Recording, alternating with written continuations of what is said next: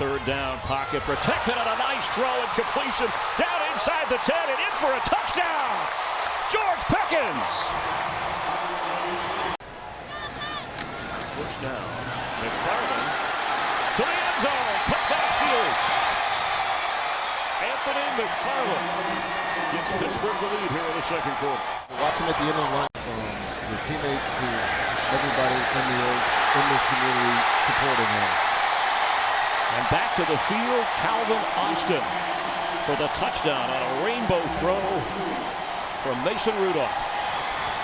That was just speed versus Bucs corner who was not fast enough to keep up. You know, this has been our story all year, hadn't it been? 60 minutes. It's never going to be pretty. Throw style points out the window, but these guys will fight to the end. And I take my hat off to you, and I congratulate every last one of you. Hey, good everybody. Welcome to another edition here of the Mouth Steel Podcast, where, of course, yours truly, Charles Prodigy Richey. Well, the preseason game number 1 is in the books for the Black and Gold, as they extend their winning streak to 4 games right now by defeating the Tampa Bay Buccaneers by 10 points on Friday evening to kick things off. Right now, things be clicking on all cylinders for Kenny Pickett, by the way, who looked sharp as ever. And then the rest of the quarterbacks, they had 4 quarterbacks in that game, which came in later on.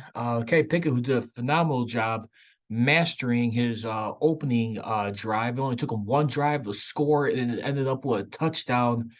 It only took right there passing touchdown as we break it down real quickly. But like I said, we'll get into that in just a moment. Mike Tomlin did tell reporters in Tampa that Larry Ogunjobi and Joey Porter Jr. were a couple of guys who got injured in the 11th hour before the game, so they were held out as precaution. Dan Moore Jr., he did get the start over Broderick Jones in the opener versus the Bucs. Jones, he played 49 of 60 snaps in their 27-17 victory, as written by Jerry Dulac of the Pittsburgh Post-Gazette. And here's a quote here, another one from Mike Tomlin. We gave him big exposure. He said, I liked his demeanor. I like how he finished. Jones did not have to face several of the Buccaneers' top defenders, including edge rusher Shaq Barrett, as they were held out of the game. But he nonetheless held the edge and protected the pocket after he replaced Moore. So there you have it right there. I mean, the Steelers right there for that time being on this game right here, I think did a real good job. I mean, control everything, setting the tempo right here. I mean, you saw this game right here end up. They only punted the ball 6 times in this game out of 14 drives. They had 5 of those 14 drives end up in scores, which could be a little bit better. And when you look at overall, I mean, for the most part, I mean, in this game, they had only 2 field goals throughout this game, along with 2 touchdowns here. I mean, 3 total touchdowns in this game. So, I mean, for right now, Matt Canada, who I still anticipate, I think a lot of people are with me, the verdict is still out this season. But I tell you what, Kenny Pickett, boy, he really looked very, very sharp to start things off here. But we'll return back to him in just a moment. But in the meanwhile, too, like I said, back to Broderick Jones, he did not have to face several of the top Bucs defenders, including Shaq Barrett. But we got some roster news that was coming out of this game, by the way. Steelers, they did sign quarterback Lavert Hill and waived an injured quarterback Duke Dawson, who was injured against Tampa Bay, and waived quarterback Isaiah Dunn. Hill, he signed as an undrafted free agent with the Chiefs back in 2020, but spent the majority of his rookie season on the practice squad. He also had stops with the Eagles, Cardinals, Niners, and Browns before coming to the Black and Gold. In 3 of his 4 seasons as a Michigan Wolverine, he was a 3-time All Big Ten selection, finishing his career with 57 tackles, 7 for a loss, 6 interceptions, a fumble recovery, and 29 pass breakups, 6 all-time in school history.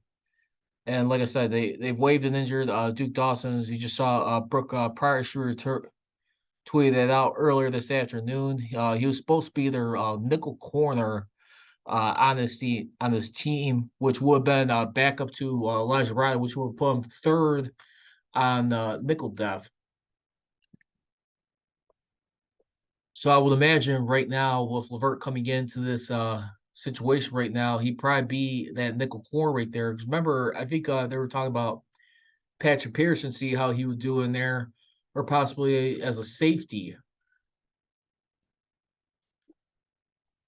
I mean, Pearson too. I mean, it's not for certain though if he's going to make the roster by the time the training camp cuts happen. They have to make their training camp cuts by August 29th. Last time I checked. But for right now, I mean, yes, there have been some injuries piling up throughout this off season right now too. I mean, you also look at too. Also, another injury that came up in the offseason right now too. Everything going on. I believe it was with one of the Herbig brothers, if I'm not mistaken. I believe that was Nate Herbig, who actually just recently was added to the list. He suffered a shoulder injury at practice yesterday in Latrobe. He was the latest player as they enter their final week of training camp. He took reps during individual drills and 7-on-7 shots in the red zone, but was then absent from team drills.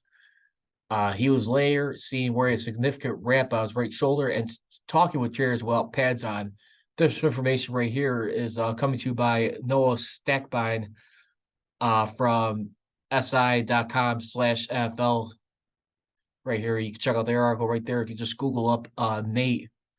And Nate, coming into the season, he's been their main backup at guard. Has also worked with the second team at center. I mean, without a sure bet with Kendrick Green or Ryan McCullum, the team is definitely dependent on Herbig to operate two positions as a backup, which seems to be their best effort to find a reliable option behind Mason Cole right now. Now, remember Kendrick Green, I mean, who struggled mightily in his rookie season, too. I mean, as the backup right there. I mean, going into that year, and you saw for the first time like that season where the sacks started to go up for the black and gold that year. I mean, that year the Steelers. I mean, in that team right there, as we look at, I mean, which was Ben Roethlisberger's foul year. Ben Roethlisberger was even making comments that being a center was not Green's natural position. As a result, you saw it right there. They given up 38 sacks for a loss of 239 yards, which ballooned up mildly from the previous year. From that season was 14, so about 24 more. And I think they gave up 38 sacks apiece in 2021 and 2022. As we saw, 38 sacks back-to-back years. So you gotta believe this is a position right now where you gotta have a little bit of concern right now. I thought Kenny Pickett, I mean, the opener looked great. He looked very confident right there, was able to keep himself calm and move around inside the pocket and keep his poise, his posture, and find his receivers. He was able to read the field very clearly right there. Solomon only took him one drive right there. Justin Fields did have what was the only other quarterback, according to Andrew Filipponi, who had a QB rating better than him. Kenny Pickett for the night in this for the black and gold in the Steelers for Friday in Tampa, Raymond James Stadium. Finished with 148 QB rating. Second on the list was Mason Rudolph, 124, who actually came in after Mitch Trubisky's touchdown run. Mitch Trubisky did not register a touchdown pass. Believe it or not, he had the lowest QB rating on the team. I couldn't believe my eyes while I was double checking this, but he actually had a 0 QB rating where he only came in on 3 drives, scored on one of those drives, which included him turning over the ball via an interception right there. An interception that he was trying to get right there. I mean, in that game. But yeah, Trubisky, it was he was trying to get a pass to Coley White, which was picked off by Bucs cornerback Zion McCullum for no gain on his final drive, the third drive right there, which he finally did lead the touchdown drive on. It would be a 5-play drive, which saw him go 1 for 2, which resulted in a 14-yard sweep to the right by Anthony McFarland. So Kenny Pickett right there, I was really a little disappointed. I mean, just like Mason Rudolph, he was another guy who came into this game. He was playing with the second and third stringers. Now, Kenny Pickett, I thought he just looked very relaxed, very confident. Andrew Filipponi has definitely been one of the guys calling him out all of last season that he'd be primed and ready to go for year number 2 for an eventual, hopefully, a Super Bowl run down the road.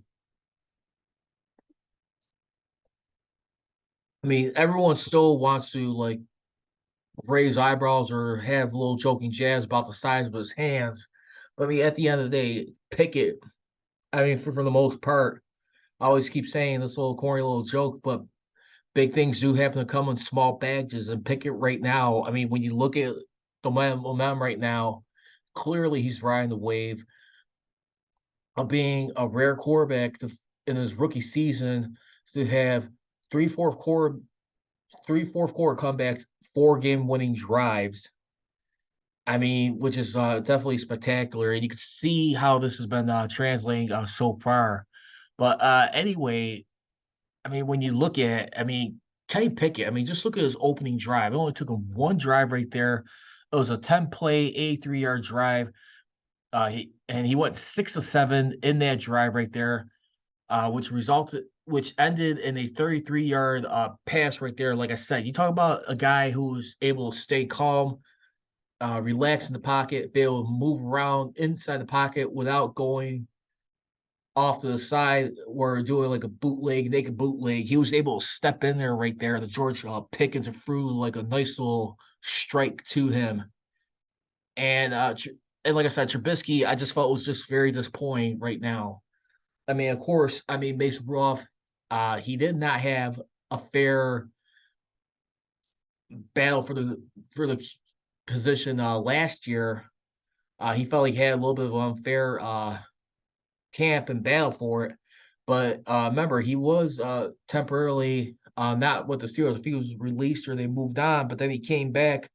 He did return back to the Steelers with the understanding that he was to be the team's third backup option for this team. And Mason Rudolph, I mean, at the end of the day, say what you will.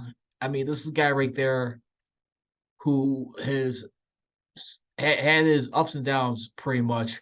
I mean, his only moment of shine was in that stretch where he came in the 2019 season. Of course, many people will point to him like when he had that first hit against Baltimore Ravens in Heinz Field, and where his face mask got broken off, and he had to leave the game for a moment or two. But I mean, you look at the guy right there. I mean, Mason Rudolph. He has been a guy who's been a little bit more patient, working at his craft, and for the most part,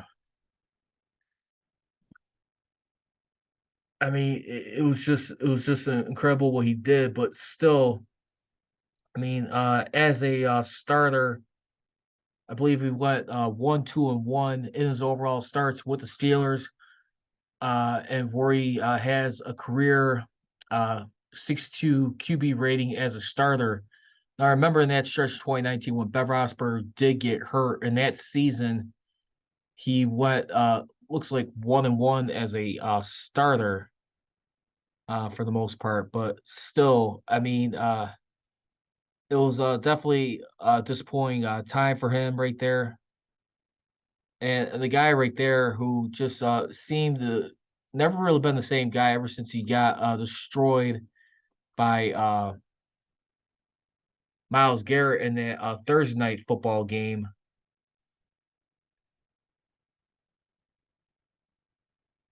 Well, excuse me, I take that back. In his rookie season, he had 4 victories with 3 losses, 4-3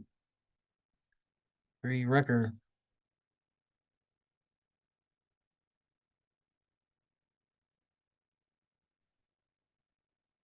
Actually, 5-4, excuse me, for his rookie season.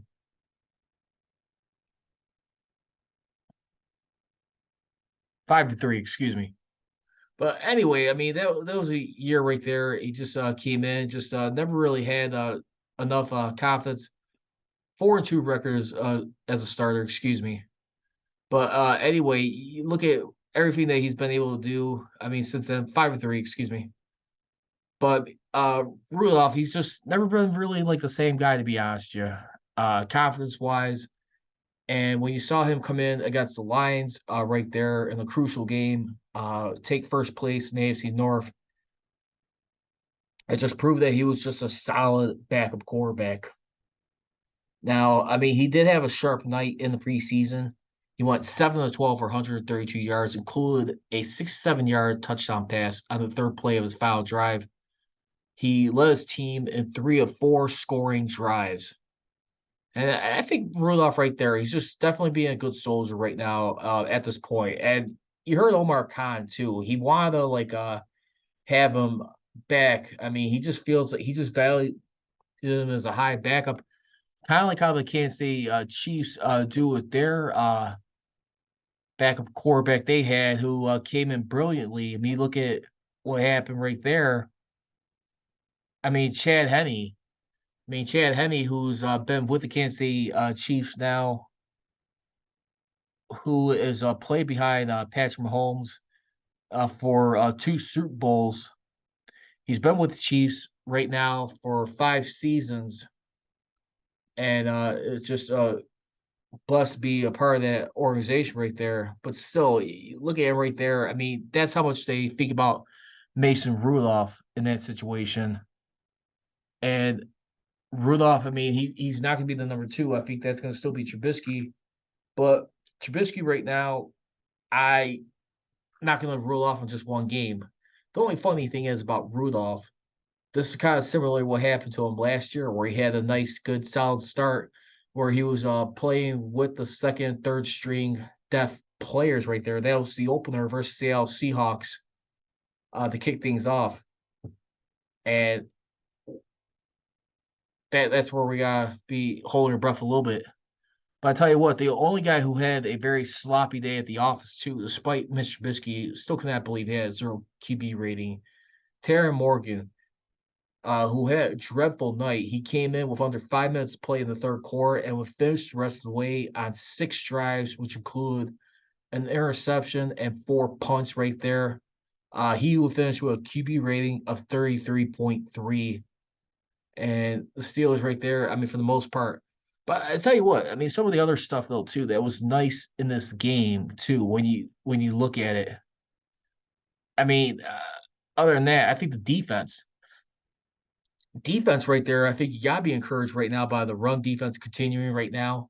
I mean, last year they had a rebound because remember in 2021 they were dead last in the league right there, and they were able to jump up 23 spots last season where they only allowed 1,838 yards, 4.4 yards per attempt right there. And one of the key guys too that helped should be featured in this is inside linebacker Quan Alexander, who saw extensive time versus the Bucs, playing 23 snaps, showed the physical style, making several big plays.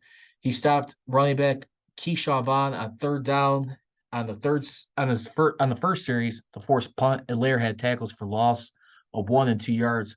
But he also had a foul penalty for lowering his helmet on a tackle. Now, if you ask me, too, one of the guys that really stood out in this game as a tandem would have to be these 3 guys right here. Defensive end DeVarvin Leo, inside linebacker Mark Robinson, free safety Kenny Norwood had a nice combined night of 15 tackles, which included a QB hit by Leo right there. Strong safety Trenton Thompson had the sole interception, which was picked off of Kyle Trask with 5:21 remaining in the second quarter, was returned for 9 yards. And that's where you're going to continue to see right now how Terrell Austin continues to keep this defense right now going in for right now. Because you got Terrell Austin. He is, of course, the defensive coordinator. But as far as the inside linebackers coach, Aaron Curry, who's had experience for 4 years right now, entering his 5th season with the coaching staff right now. I mean, it'd be very interesting what they do right there. I would say because I just keep that momentum right there. That is definitely very crucial right there. And of course, the game has definitely changed a lot. You're not seeing as much running, but maybe more so with the mobile quarterbacks right now. I would still tend to look at like on this team right now. I'll probably have to look at defense backs coach Grady Brown, assistant defense backs coach Gerald Alexander right there. Now for the Steelers, I mean, who did a nice job. I mean, last season didn't do so bad. Like picking off the ball, he had 20 interceptions, which also include for last year 3 fumble recoveries, 23 total, which ranked 14th. I mean, if you can find a way to keep those locked down right there, and then just find a way to get back to getting after the quarterback. I feel like that slipped a little bit last year. There was only one thing that was disappointing. It'll finally see their streak of having 50 sacks in a single season, I believe, since 2017, where he had 5 years in a row, came to an end right there.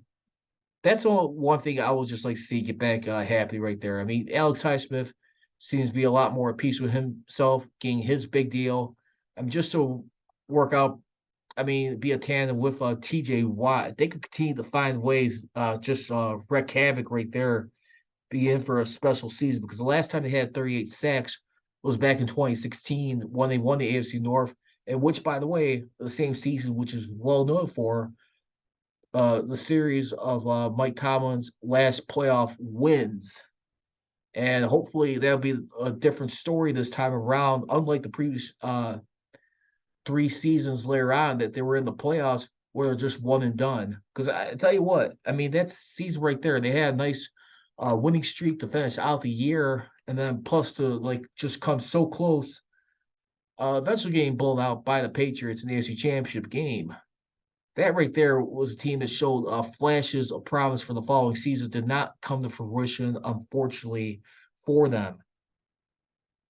I mean, that's what just needs to happen, bottom line. But let's go ahead and get some of the roster news too, by the way, as we looked at.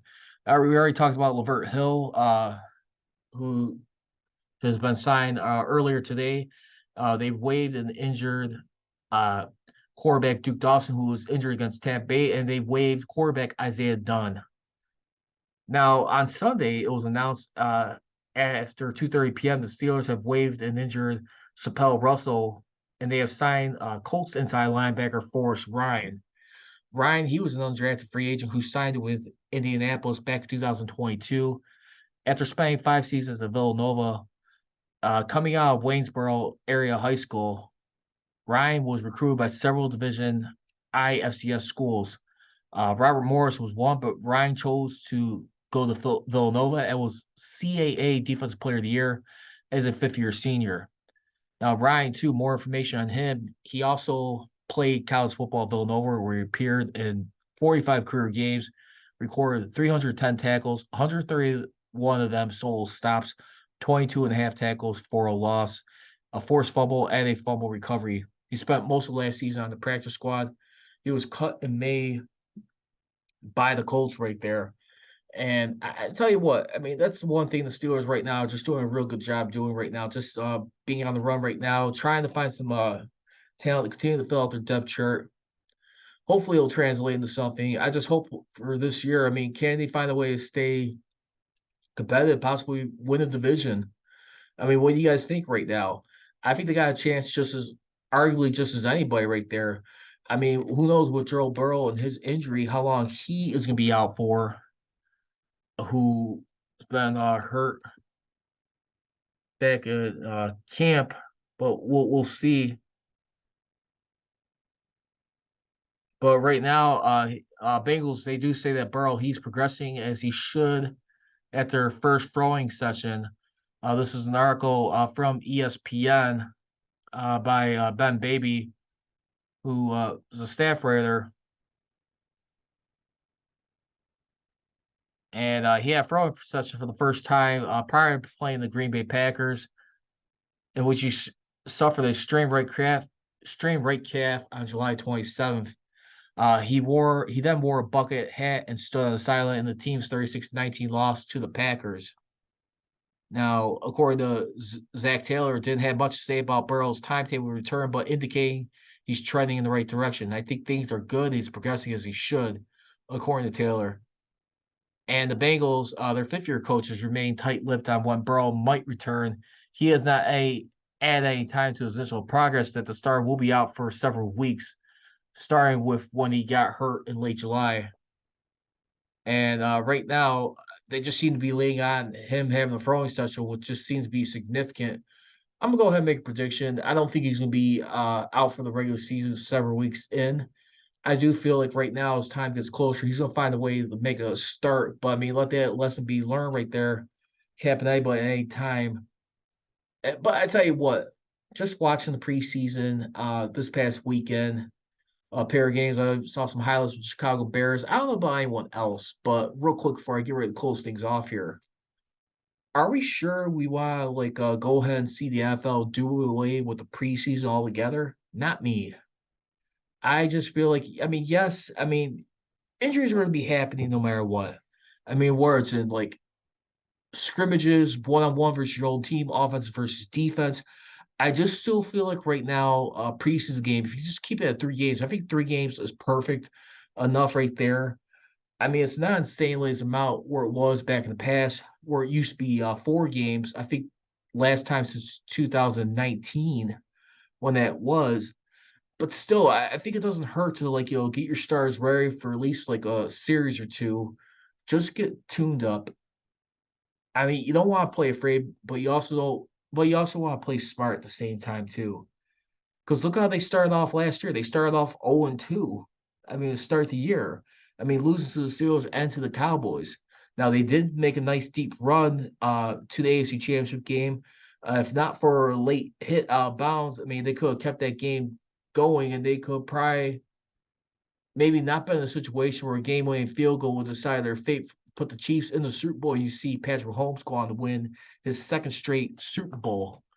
But again, only time will tell.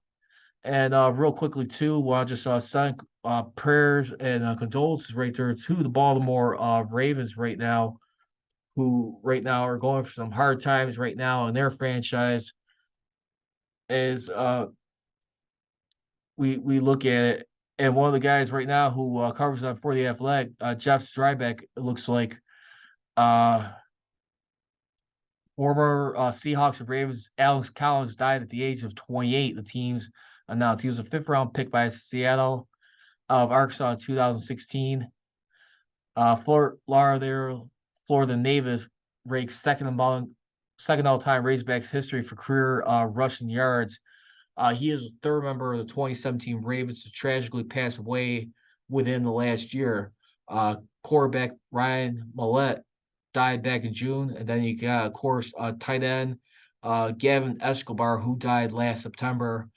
Just want to say prayers and thoughts to Alex Collins and his family, as well as the Baltimore Ravens organization right there. Never want to see anybody pass away. But 29 years old, man, that is still, or 28 years old, excuse me, heartbreaking way to go. Much prayers and love for them.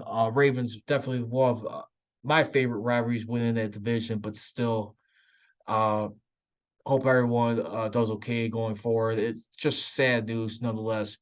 But also, just to end real quick, congratulations to Damar Hamlin, who actually played his first preseason game, his first NFL action since having that fatal heart attack where he almost lost his life on the field versus Bengals in that Monday night game. It just goes to show you, man, you got to keep believing in miracles. But I tell you what, I mean, God bless him, man. Just continue to say prayers for him, hold our breaths, and keep our fingers crossed that he continues to be safe out there throughout this game. But that's going to do it for this edition here of the Mass Steel podcast. Next up, the Pittsburgh Steelers' next opponent coming up in the preseason, they'll be at home in Acrisure Stadium, hosting the Buffalo Bills right there. That game will be a 6:30 p.m. Eastern kickoff right there. That'll be on this Saturday, August 19th. And as always, you can follow me on x.com at MassSteelCGR and on Instagram at MassSteelNation. As always, leave it. Don't be trolling, be rolling. Here we go. I go. Thank you for watching the Mass Steel Podcast with your host, Charles Prodigy Richey, here on YouTube. Please make sure to hit that subscribe button. And for all the latest Mass Steel Podcast episodes, feel free to download them on Mixcloud, Anchor.fm, and SoundCloud, wherever you get your podcasts.